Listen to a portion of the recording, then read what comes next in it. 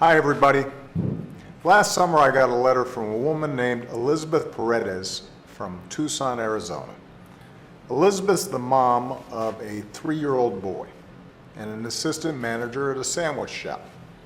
She earns about $2,000 a month and she routinely works some 50 hours a week, sometimes even more.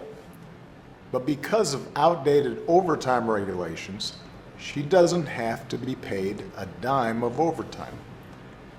She wrote, "It's not easy work and requires a lot of time away from my son. At times I find it's not worth it." Things like the 40-hour work week and overtime are two of the most basic pillars of a middle-class life. But for all the changes we've seen in our economy, our overtime rules have only been updated once since the 1970s, just once. In fact, 40 years ago, more than 60% of workers were eligible for overtime based on their salaries. But today that number is down to 7%. Only 7% of full-time salaried workers are eligible for overtime based on their income. That's why this week, my administration took a step to help more workers get the overtime pay they've earned. The Department of Labor finalized a rule to extend overtime protections to 4.2 million more Americans.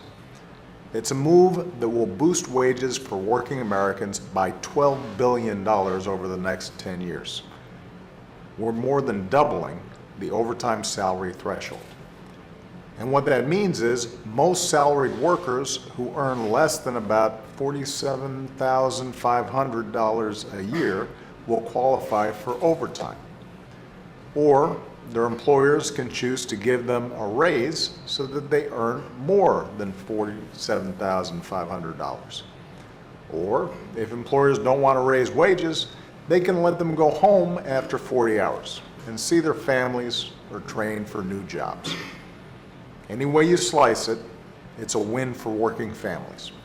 And we're making sure that every 3 years there will be an automatic update to this threshold so that working families won't fall through the cracks for decades at a time ever again. This is the single biggest step I can take through executive action to raise wages for the American people. It means that millions of hardworking Americans like Elizabeth will either get paid for working more than 40 hours or they'll get more time with their families. Either way, they win.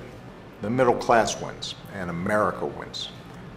We still have more work to do to make sure this economy works for everybody, not just those at the top. That's why I'll never stop fighting for as long as I hold this office to restore the sense that in America, hard work should be rewarded with the chance to get ahead. Thanks, everybody, and have a great weekend.